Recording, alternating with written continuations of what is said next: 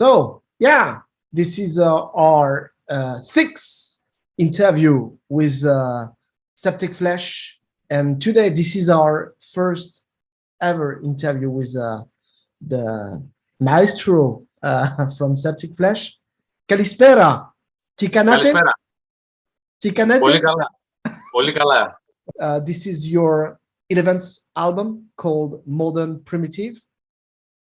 Yeah. And yeah, it's a new, I would say maybe a new chapter for the band now. Yes, we feel like it is a new chapter. Actually, it's a logical step, of course, from the previous one. But it has also some elements that define something new. There are some different kinds of ideas involved in the album. Also, it is the first album that we have some ideas from Saikon that is are initially started as a live guitarist, but now is a full-time member. Yeah. So it's indeed a next chapter. So you know that France and SEPTICFLESH from Greece is it's very something specific. You know, the guys told me that it's like kind of second home for them, and it is. And now, and because you used to be on a French record label called Season of Mist, and now this is your first album on Nuclear Blast. So how do you feel? How do you feel outside from Season of Mist?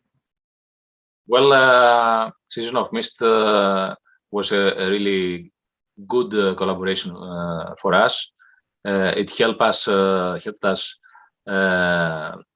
reawaken. We started the second phase of the band with Season of Mist. Yeah. We released albums as Communion that are now classic for SEPTICFLESH. Yeah.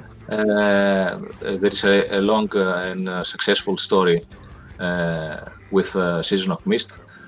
Still, the label has all the releases. So, you know, and also, you know, with France, we had from day one a really great connection, because our first label was Holy Records from France for the first era of the band. We have built a strong relationship with the French audience. A lot of great memories that we have from the past, and also the near past. And you know, we never stop thinking France as our second home. And you know, France is with Greek musicians, you know, like I know it's not metal at all, but they used to be very famous in France, like Nana Mouskouri. Of course, like, I know. Yes. Demis Roussos. Yes, of course, yes. And so it's like yeah, it's they are really famous Greek singers. And I don't know if you have heard the new Igor singer from the female singer from the French band Igor. I know them. Great band. Really great band. And the new female singer is Greek also. I didn't know that. Her name is Aphrodite Patoulidou. Yes. Oh, great. And that's great. So yeah, I think there's something specific from between Greece and France. It's good. So tell me if I'm wrong, but I have the impression that the album is darker, and that you sing more also on this album. Yes, it's a fact. The album is darker because actually we were affected by the situation, the global situation.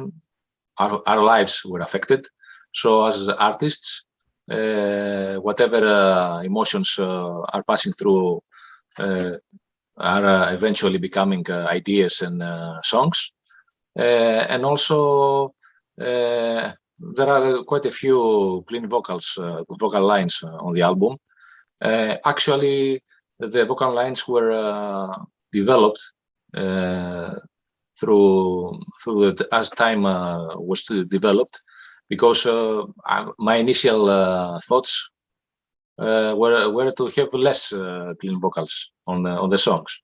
I didn't have had so many spots in my mind to put the clean vocals, and I always put the clean vocals if I really feel that they are needed, not just to have clean vocals. It's not my intent to have no matter what clean vocals on the songs. But as the songs were refined, and we had also the time in our hands and listened to the songs over and over, a lot of melodies came to form to my mind with vocal lines. And also I let loose, you can say, at some points, making a more heavy metal, you can say, approach on the vocals. And it felt good, simply as that. So as we all felt in the band that the clean vocals were really essential, so there are more clean vocals in comparison with the previous one. Yeah, and Christos he spoke to me about this album something like 3 years ago. So I suppose this album is written for yeah, for months or years. And did you take your time? Did you take your time and to rewrite and to re-record vocals, something like this? Exactly. That was the case. We used all the bad things that happened and the delays for our advantage, because we had the time to refine the songs. And when you have the time, then you start thinking out of the box, and that affects the result. So as I told you, some songs initially were planned differently, but when you repeatedly listen to something, and when you are on pause, because at some point the recording stopped abruptly, because the situation was out of control, because we were using 3 different studios in 3 different countries, because we were using more than 100 people of musicians. So a lot of stuff was completely out of hand, and we had to wait. So this time of waiting was used to accumulate the information, because actually, as all the members of the band are contributing music, there is so much input, and you have to absorb it, and you have to find to digest it, exactly, and you have to find the golden spots from all ideas, and then build upon the golden spot to have the most efficient result. So this was the case with this album. So you worked again with Jens Bogren? Yeah. But is it the main producer of the album? And so you told us that you recorded in 2 other studios, right? Yes, exactly. So we made the recordings. We try to have the best signals, to provide him the appropriate channels. We provide him hundreds of channels. So we had to clean stuff. We had to provide it really in a cohesive manner for him to grasp it. The different studios, were used for the capture of the recordings, not for the production. So when he obtained all the channels, all the recordings, then his job started actually, and he had to find the balance between the different frequencies, a lot of different frequencies, and he started working. Of course, at some point that we saw that the album was going to be postponed, we told him to lay back for a while, to do other stuff. And so he returned when we were ready to finalize the stuff, in order to have a focus, because you cannot start and stop and start and stop. You have to be focused when you make the production. And at the final point, because we also realized that it was impossible to pull out this trick by leaving him alone and being on the other side, being in Greece and just communicated through video. We went there for a week. We were prepared, of course. We made the discussions all together in the band. Also, he had some tests, Bogren, with our songs, especially the singles that we knew from day one, the singles. So he did his suggestions, and then we made this. We made the final judgment on the songs all together. And this is the result. Again, you worked with the Prague Orchestra, but this time you used adults chorus and children chorus. Sorry, which is the first time, no? We used different choirs in Greece. But it was not the first time, but you can say that especially with the children choir, this time they have more spots, and there are more children. In the past we have one, two, didn't have such a wider kind of team. Now we had a different teamwork, and also we have some specific, really specific melodies in our mind. For instance, I had this specific intro for the Desert Throne. So, I discussed it with Christos, that he is in the helm of providing the notes and everything, and of the symphonic element of SEPTICFLESH. And he had also the connections, because actually, Christos is not only working with SEPTICFLESH, he's also creating music for soundtrack music, for video games. Also, he's involved right now in a documentary. So he has a lot of connections. It is his specialty, you can say, and you have to depend on someone that is really knows what he's doing, and Christos is 100% on the task, and so we had this time a lot of ideas that were incorporated from the choirs, and that's why you feel that it's more something new, more new. It feels more new because it has developed. It has been developed. Okay, and I like also the maybe we can say the Oriental touch on this album. Like I don't know, on the Self Eater or No Romancer. So did you play bouzouki on this album? Yes, we had the bouzouki, we had the mandolin, we had the santur, we had a lot of traditional instruments. Greek and not and Oriental and Oriental. Duduk. We had a lot of.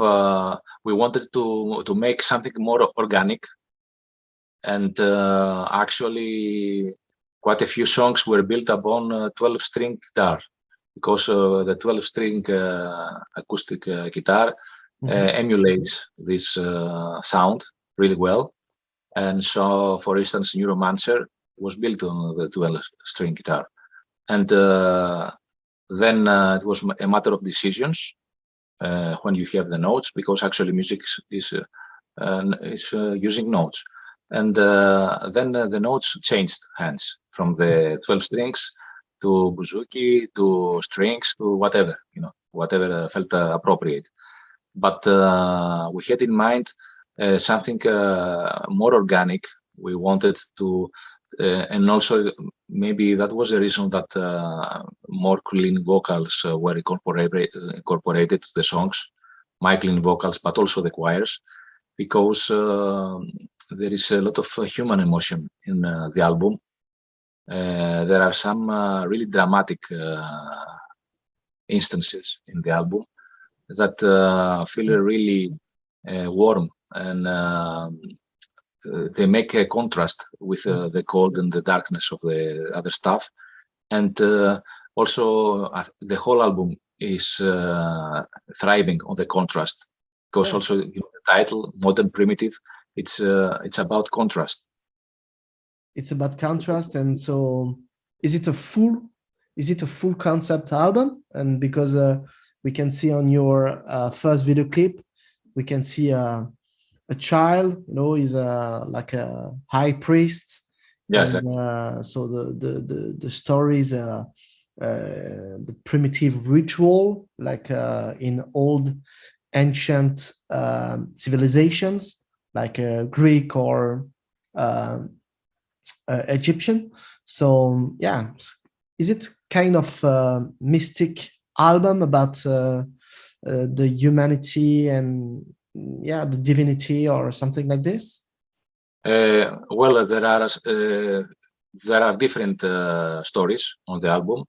There is the dominant factor, that it is the modern primitive, and that's why the album is called Modern Primitive. That it is more.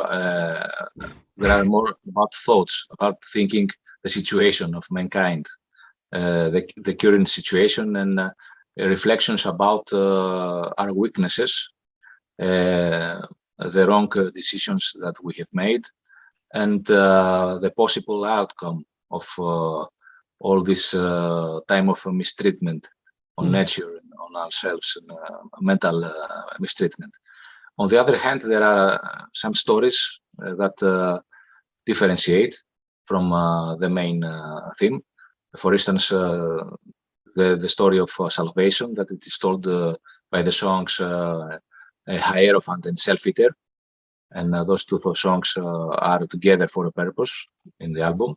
So you listen to the story from part 1 to part 2 continuously.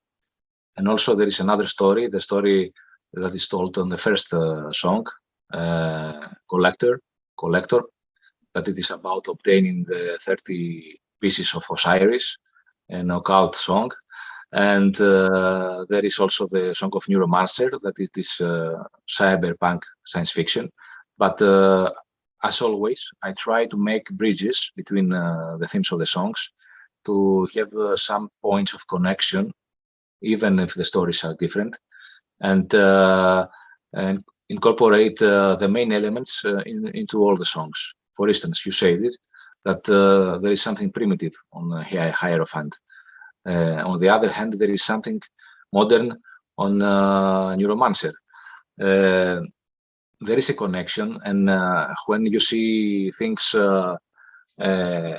outside the spectrum of time, you tend to see the core of the situation. You tend to see the core elements, and I try to make the core elements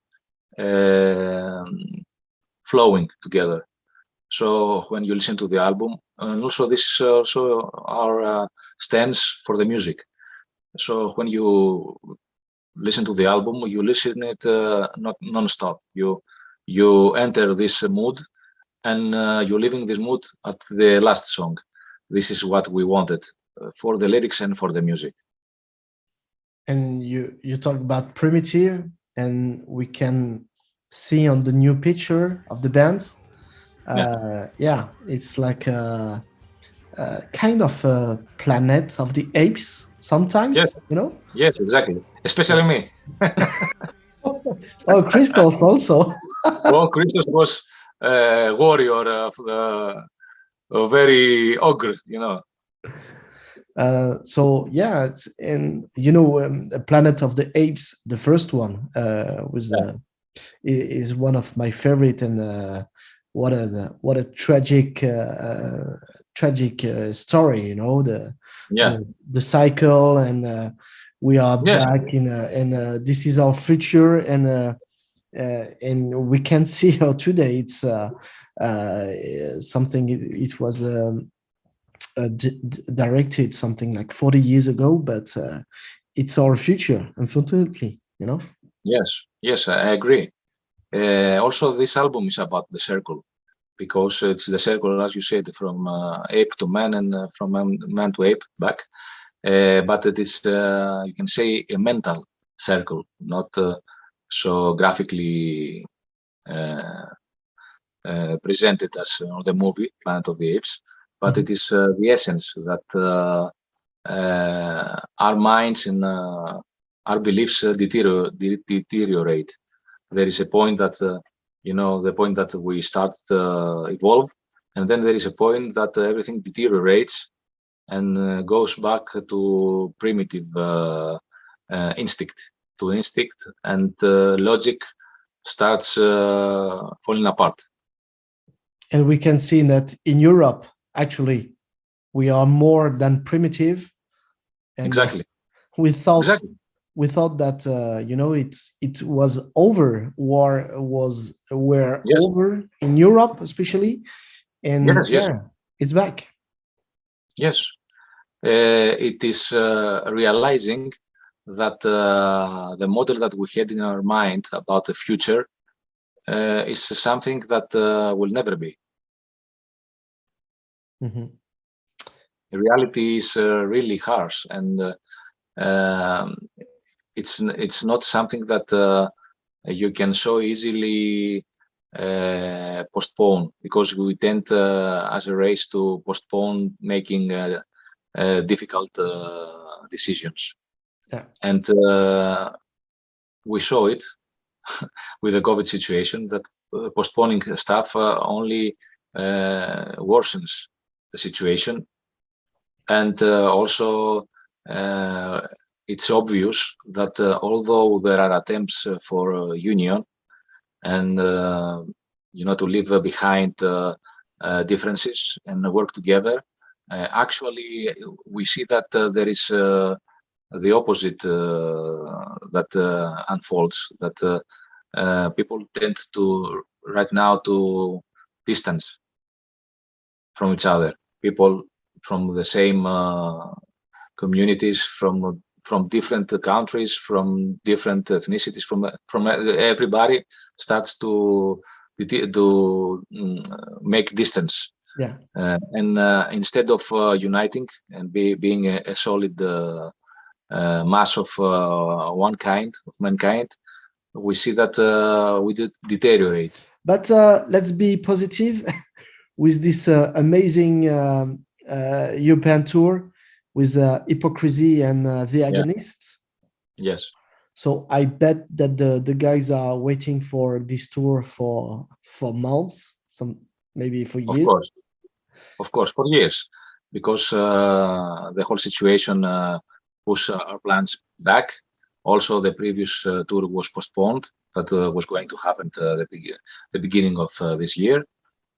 So, as you can imagine, there is a lot of excitement for this one, and we want to return to the normality in the good sense, the normality in a good sense of interaction with the audience.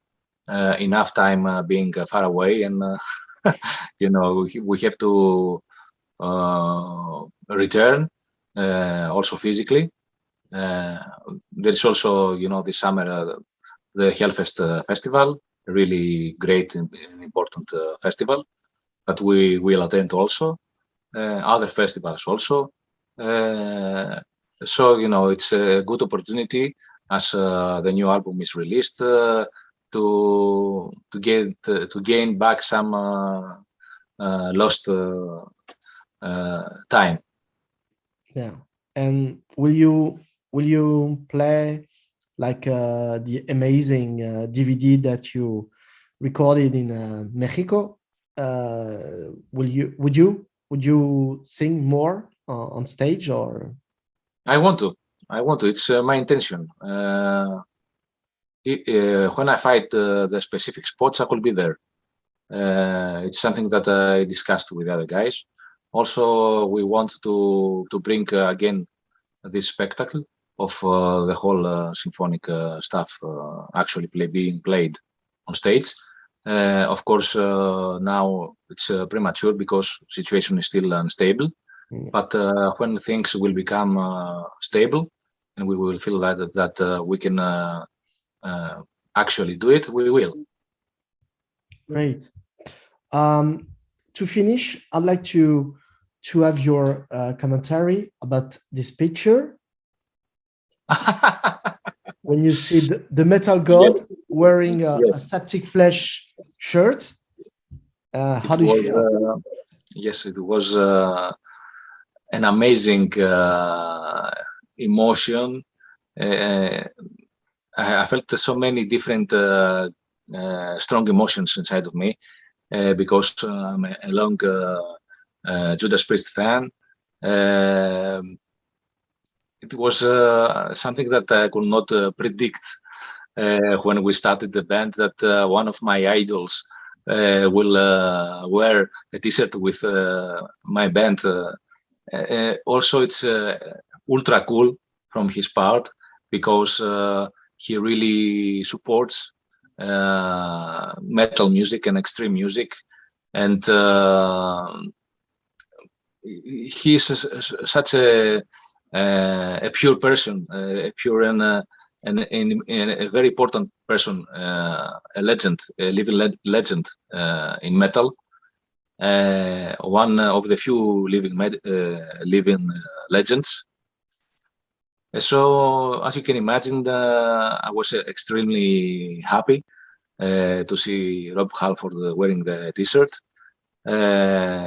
Maybe someday we will have the chance to meet also, because we have never met in person.